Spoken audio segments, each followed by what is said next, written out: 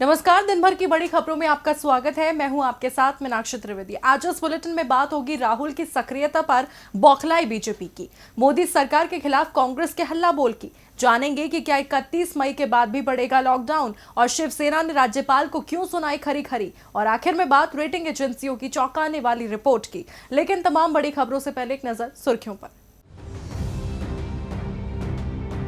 हरियाणा में खट्टर सरकार का बड़ा फैसला। राज्य में सार्वजनिक स्थानों पर थूकने और मास्क न पहनने पर लगेगा 500 रुपए का जुर्माना।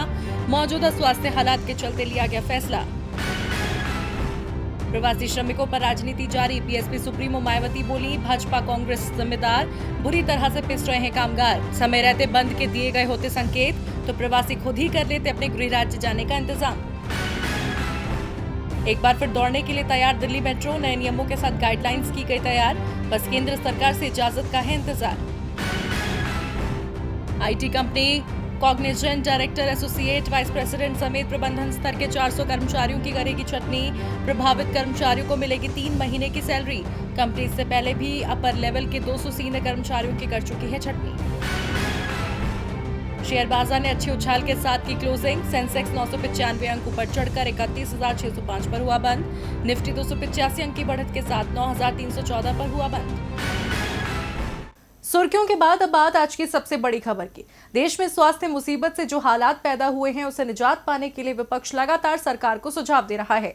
कांग्रेस सांसद राहुल गांधी ने हाल ही में आर्थिक विशेषज्ञों से बात भी की और हालात सुधारने के लिए रास्ता दिखाने की अपील की। तो वहीं आज राहुल गांधी ने पब्लिक हेल्थ एक्सपर्ट से बात कर कई सवाल पूछे। इसी पर चर्चा के लिए हमारे साथ मौजूद हैं राजीव जी। लेकिन राजीव जी का रुख करने से पहले देखिए इस पर एक रिपोर्ट।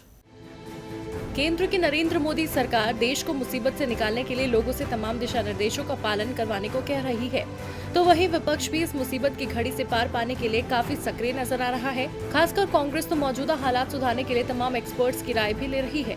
इसी कड़ी में आज कांग्रेस सांसद राहुल गांधी ने देश की स्वास्थ्य समस्या को लेकर पब्लिक हेल्थ एक्सपर्ट प्रोफेसर आशीष झा से बात की। राहुल गांधी ने पूरी बातचीत अपने यूट्यूब चैनल पर अपलोड की है। लगभग आधे घंटे के इस वीडियो में राहुल ने शुरुआती 20 मिनट से ज्यादा की बातचीत हार्वर्ड के स्वास्थ्य विशेषज्ञ आशीष झा से की। इसके बाद उन्होंने स्वीडन के प्रोफेसर योहान से बात की।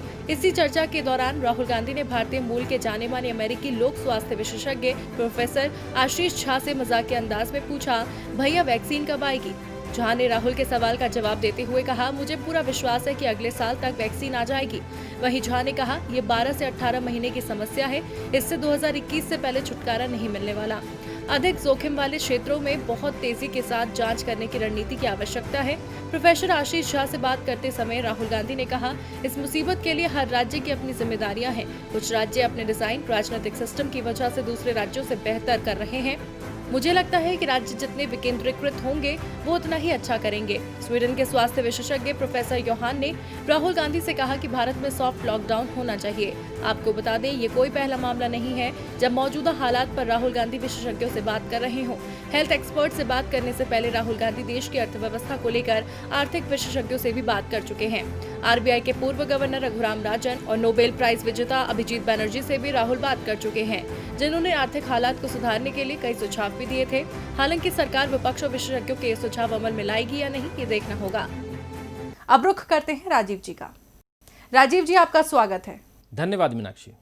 राजीव जी, एक तरफ राहुल गांधी देश के हालात सुधारने को लेकर तमाम विशेषज्ञों से बात कर रहे हैं और सुझाव दे रहे हैं, तो दूसरी तरफ बीजेपी राहुल के खिलाफ ही मोर्चा खोलती दिख रही है।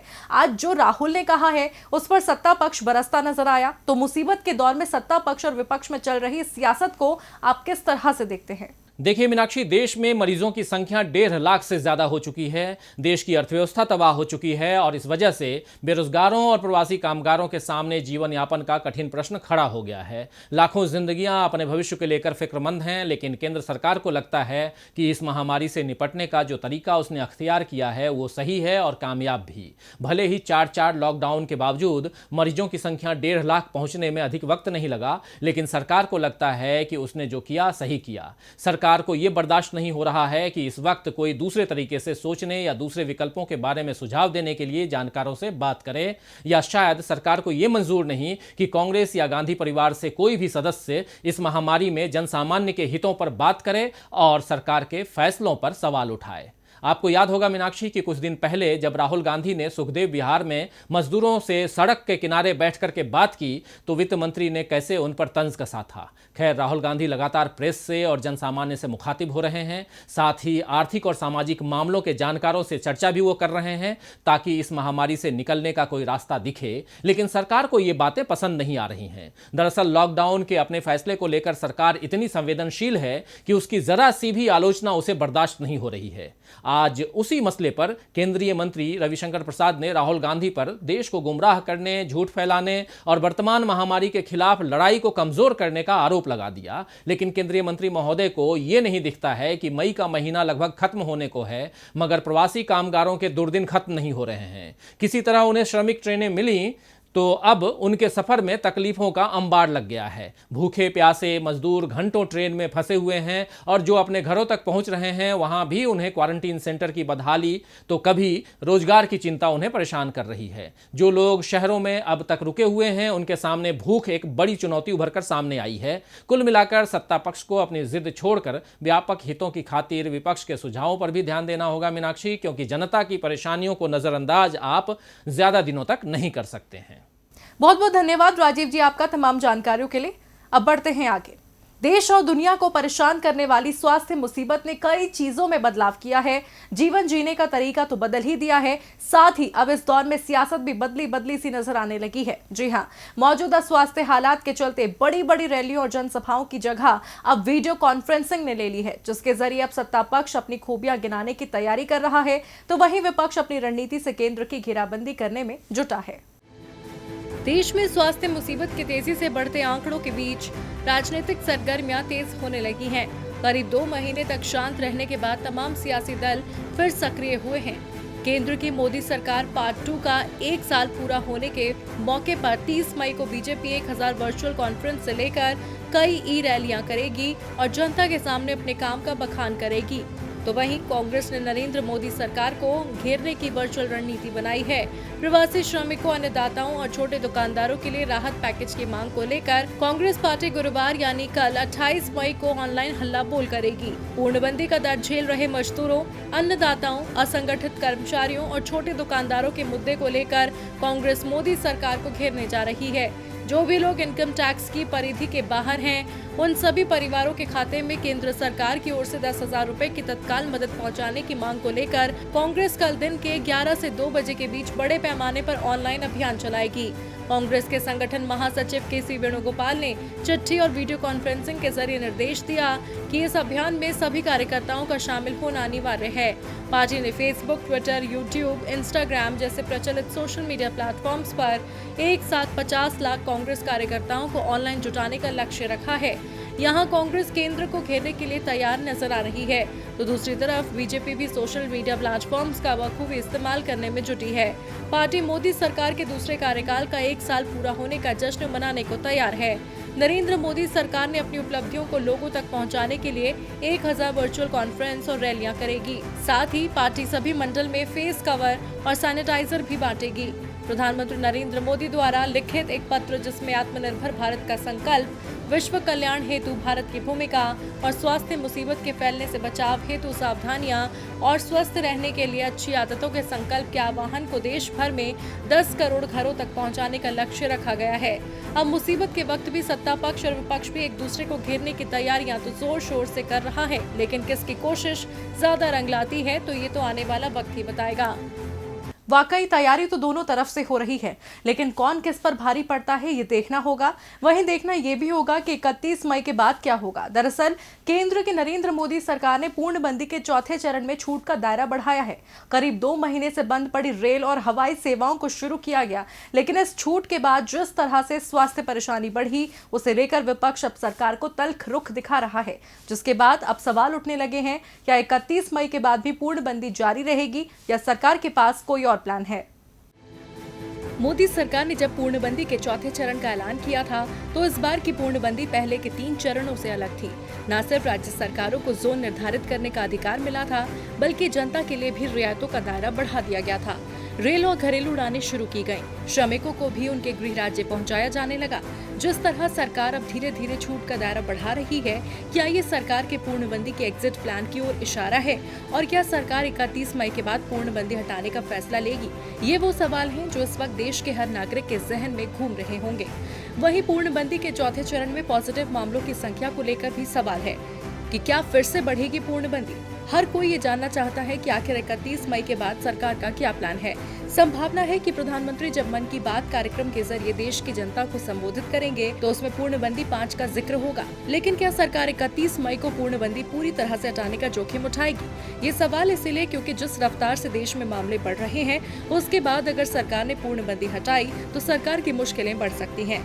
हालात तो यही इशारा कर रहे हैं कि सरकार 31 मई के बाद भी पूर्णबंदी जारी रखेगी। देश के ज्यादातर हिस्सों में लोगों को पाबंदियों से थोड़ी छूट और मिल सकती है। सरकार इस बार धर्म स्थलों को खोलने का निर्णय ले सकती है, लेकिन लोगों को मंदिर, मस्जिद और अन्य धर्म स्थलों में भी सोशल डिस्टेंसिंग का पालन करना होगा। लेकिन जिन इलाकों से ज्यादा मामले सामने आ रहे हैं, उन इलाकों में सरकार पाबंदियां नहीं हटाएगी। इस बीच सरकार का सबसे ज्यादा फोकस देश के 11 शहरों पर रहेगा, जिनमें दिल्ली, मुंबई, ठाणे, बेंगलुरु, पुणे, इंदौर, चेन्नई, जयपुर, सूरत, कोलकाता और अहमदाबाद शामिल हैं। केंद्र सरकार की तरफ से राज्य सरकारों को भी प्रतिबंध लगाने और छूट देने का अधिकार दिया जा सकता है। अब सरकार के मन में क्या चल रहा है, सरकार पूर्णबंदी हटाएगी या जारी रखेगी, ये जल्दी ही साफ हो जाएगा, क्योंकि पूर्णबंदी का चौथा चरण 31 मई को समाप्त हो रहा है और सरकार को इससे पहले ही फैसला लेना है। अब एक तरफ 31 मई को सियासी गलियारों से लेकर आम लोगों में चर्चाओं का बाजार गर्म है, तो वहीं बिहार में विधानसभा चुनाव के मद्देनजर सियासी गहमागहमी तेज हो गई है। कोटा से छात्रों की घर वापसी का मुद्दा एक बार फिर सुर्खियों में है। बिहार के डिप्टी सीएम सुशील मोदी ने राजस्थान सरकार पर 1 करोड़ रुपए लेने के बाद छात्रों को ट्रेन की व्यवस्था करने का आरोप लगाया। साथ ही पूर्व मुख्यमंत्री और आरजेडी अध्यक्ष लालू यादव से सवाल पूछा है, क्या वो ये सब होने के बाद कांग्रेस से किनारा करेंगे? देखिए रिपोर्ट। बिहार में कोटा से छात्रों की घर वापसी के मुद्दे पर शुरू हुई सियासत थमती नजर नहीं आ रही है। पहले कोटा मामले पर उत्तर प्रदेश की योगी सरकार और राजस्थान की गहलोत सरकार आमने सामने थी, तो वहीं अब कोटा पर सियासत ने बिहार का रुख कर लिया है। दरअसल अभी तक आरजेडी सरकार को छात्रों की घर वापसी के मुद्दे पर घेर रही थी। अब सत्ता पक्ष भी विपक्ष के खिलाफ मोर्चा खोलने की तैयारी करता दिख रहा है। जी हाँ, बिहार के डिप्टी सीएम सुशील कुमार मोदी ने राजस्थान सरकार पर आरोप लगाया है कि सरकार ने छात्रों की बसें चलाने के एवज में बिहार सरकार से 1 करोड़ रुपए लिए थे। सुशील मोदी अब राजस्थान सरकार से 1 करोड़ रुपए वापस करने की मांग कर रहे हैं। साथ ही उन्होंने आरजेडी अध्यक्ष लालू प्रसाद यादव से सवाल पूछा है, अगर कांग्रेस बिहारी छात्रों के लिए वसूले गए 1 करोड़ रुपए नहीं लौटाती है, तो क्या वो बिहार में कांग्रेस से गठबंधन तोड़ेंगे? सुशील मोदी ने राजस्थान सरकार पर आरोप लगाकर आरजेडी को घेरने की कोशिश की, तो राजस्थान से सुशील मोदी के लिए जवाब भी आया। राजस्थान के परिवहन मंत्री प्रताप सिंह खाचरियावास ने सुशील मोदी के आरोपों को बेबुनियाद बताया है और कहा है कि राजस्थान सरकार ने किसी से 1 पाई की भी डिमांड नहीं की और राज्य सरकारें छात्रों को अपने खर्चे पर खुद ले गई। साथ ही उन्होंने बिहार में विधानसभा चुनाव नजदीक आते ही बीजेपी नेताओं की बोली बदलने की बात कही है। बिहार में विधानसभा चुनाव हो और सियासी दांवपेच देखने को ना मिले, ये भला कैसे हो सकता है? जब कामगारों के मुद्दे पर सरकार बैकफुट पर है, तो सुशील मोदी आरजेडी कांग्रेस गठबंधन में दरार डालने की कोशिश करते नजर आ रहे हैं। जब तक चुनाव नहीं हो जाते, तब तक एक दूसरे को कमजोर करने के दांवपेच का ये सियासी खेल चलता ही रहेगा। तब जनता को किसके दांवपेच पसंद आते हैं, ये तो चुनाव परिणाम सामने आने के बाद ही पता चल सकेगा। खैर, बिहार में तो चुनाव है, इसलिए सियासत का गरमाना लाजमी है, लेकिन महाराष्ट्र की सियासत तो चुनावी नतीजे आने के 6 महीने बाद भी गरमाई हुई है। जी हाँ, यहाँ बढ़ती स्वास्थ्य मुसीबत के बावजूद पक्ष और विपक्ष मुसीबत के खिलाफ लड़ने के बजाय पिछले कुछ दिनों से आपस में ही उलझते दिख रहे हैं। बीजेपी उद्धव सरकार पर आरोप लगा रही है कि वो समस्या से लड़ने में नाकाम रही, तो वहीं शिवसेना भी बीजेपी को घेरने में कोई कोर कसर नहीं छोड़ रही। आज शिवसेना के मुखपत्र सामना में बीजेपी के साथ शिवसेना ने राज्यपाल को भी आड़े हाथों लिया। वैसे तो महाराष्ट्र में जब से महाविकास अघाड़ी की सरकार बनी है, तब से उद्धव की मुसीबतें कम नहीं हुई हैं। तो वहीं बीजेपी भी उद्धव के नेतृत्व पर सवाल खड़े करने में पीछे नहीं है और अब जब सूबे में स्वास्थ्य मुसीबत ने जमकर कहर बरपाना शुरू कर दिया है, तो विपक्षी दल के तेवर पहले से भी ज्यादा तल्ख हो गए हैं। बीजेपी का कहना है, मौजूदा मुसीबत से निपटने में उद्धव सरकार विफल रही है, इसीलिए राज्य में राष्ट्रपति शासन लगा देना चाहिए। इस बीच बीजेपी के नेता लगातार राज्यपाल भगत सिंह कोश्यारी से मुलाकात कर रहे हैं, जिसको लेकर अब शिवसेना ने राज्यपाल पर ही तल्ख तेवर अख्तियार कर लिए हैं। शिवसेना ने अपने मुखपत्र सामना में राज्यपाल भगत सिंह कोश्यारी और विरोधियों को जमकर खरी खोटी सुनाई है। सामना में लिखा गया है, राज्यपाल जिन नियुक्तियों के अधिकार की बात कर रहे हैं वो सिर्फ संविधान में संशोधन करके ही मिल सकते हैं। राज्यपाल संघ का झंडा उठाने वाले संत महात्मा हैं। ऐसे महात्मा काम बिगाड़ने का काम करेंगे, ये विश्वास नहीं किया जा सकता है। इतना ही नहीं, सामना में लिखा गया है, उम्मीद थी कि गर्मी होगी तो स्वास्थ्य मुसीबत टलेगी, लेकिन गर्मी भी है और समस्या भी है। सरकार विरोधियों का कीड़ा भी बिलबिला रहा है। राजभवन की आबोहवा, खाना पीना अच्छा है, इसीलिए राज्यपाल से मिलने वालों का सिलसिला लगा रहता है। सरकार बनाने और बिगाड़ने वाले आते रहते हैं। आपको बता दें, इससे पहले भी बीजेपी ने कई मुद्दों को लेकर उद्धव सरकार के गिरने की भविष्यवाणी की थी, लेकिन शिवसेना सांसद ने ही बीजेपी को करारा जवाब देते हुए कहा था, महाविकास अघाड़ी सरकार मजबूत है, विरोधियों को चिंता करने की जरूरत नहीं है। ऐसे में अब शिवसेना का गुस्सा एक बार फिर राज्यपाल और बीजेपी पर निकला है, जिसके बाद अब आने वाले दिनों में सूबे की सियासत में क्या क्या रंग देखने को मिलते हैं, इस पर सभी की नजरें टिकी हैं। और बुलेटिन के आखिर में बात रेटिंग एजेंसियों की चौंकाने वाले अनुमान की। देश और दुनिया इस वक्त जिस स्वास्थ्य मुसीबत से जूझ रहे हैं, उसने वैश्विक अर्थव्यवस्था को काफी नुकसान पहुंचाया है, खासकर भारत को। जी हां, भारतीय अर्थव्यवस्था जो पहले से ही सुस्ती झेल रही थी, वो अब और भी गर्त में जाती दिख रही है, जिसे लेकर अब जो अनुमान रेटिंग एजेंसी फिच और क्रिसिल ने लगाया है, वो मोदी सरकार की बेचैनी बढ़ाने वाला है। केंद्र की नरेंद्र मोदी सरकार ने गर्त में जाती अर्थव्यवस्था को उबारने के लिए हाल ही में 20 लाख करोड़ रुपए के स्पेशल आर्थिक पैकेज का ऐलान किया था। सरकार को उम्मीद थी कि इससे इकोनॉमी को तेजी मिलेगी, लेकिन विपक्ष के साथ तमाम रेटिंग एजेंसियों ने इस पैकेज को नाकाफी बताया, जिसके बाद अब अर्थव्यवस्था में सुधार के आसार कम नजर आ रहे हैं। इसी बीच अब रेटिंग एजेंसी फिच और क्रिसिल ने भी भारतीय अर्थव्यवस्था को लेकर अनुमान जाहिर किया है, जो वाकई चौंकाने वाला है। फिच रेटिंग्स ने चालू वित्त वर्ष 2020-21 में भारतीय अर्थव्यवस्था में 5% की गिरावट का अनुमान लगाया है। फिच ने कहा, भारत में काफी सख्त पूर्णबंदी की नीति लागू की गई है। इसके अलावा राष्ट्रव्यापी प्रतिबंध उम्मीद से कहीं ज्यादा लंबे खिंच गए हैं। जो आर्थिक गतिविधियों के आंकड़े आ रहे हैं, वो बहुत ज्यादा कमजोर हैं। फिच ने कहा कि चालू वित्त वर्ष की पहली 2 तिमाहियों अप्रैल, जून और जुलाई सितंबर में भारतीय अर्थव्यवस्था में सालाना आधार पर 2.7% और 12.4% की गिरावट आएगी। वहीं रेटिंग एजेंसी क्रिसिल की रिपोर्ट भी सरकार की परेशानी में इजाफा करने वाली ही है। रेटिंग एजेंसी क्रिसिल का अनुमान है कि चालू वित्त वर्ष में इकोनॉमी 5% की दर से सिकुड़ सकती है। इसका अर्थ है कि विकास दर 0 से भी 5% नीचे चली जाएगी। क्रिसिल ने अपने अनुमान में चालू वित्त वर्ष की पहली तिमाही यानी अप्रैल जून के दौरान जीडीपी में 25% की दर से गिरावट की आशंका जताई है। एजेंसी का अनुमान है कि फिर से वृद्धि दर की पटरी पर लौटने में 3 वित्त वर्ष का समय लग सकता है। उपलब्ध आंकड़ों के मुताबिक आजादी के बाद से भारत ने 1958, 1966 और 1980 में मंदी का सामना किया है। साथ ही क्रिसिल का कहना है कि इस वित्त वर्ष में बेरोजगारी की समस्या भी गहराएगी। ऐसे में साफ है कि सरकार ने आर्थिक पैकेज का ऐलान कर अर्थव्यवस्था को तेजी देने की कोशिश तो की, लेकिन मौजूदा हाल इतने खराब हैं कि ये पैकेज नाकाफी साबित हो रहा है। अब देखना होगा कि सरकार इस मुसीबत से कैसे निपटती है और कैसे अर्थव्यवस्था को रफ्तार मिलती है। फिलहाल दिन भर की बड़ी खबरों में इतना ही। आप देखते रहिए DB लाइव। नमस्कार।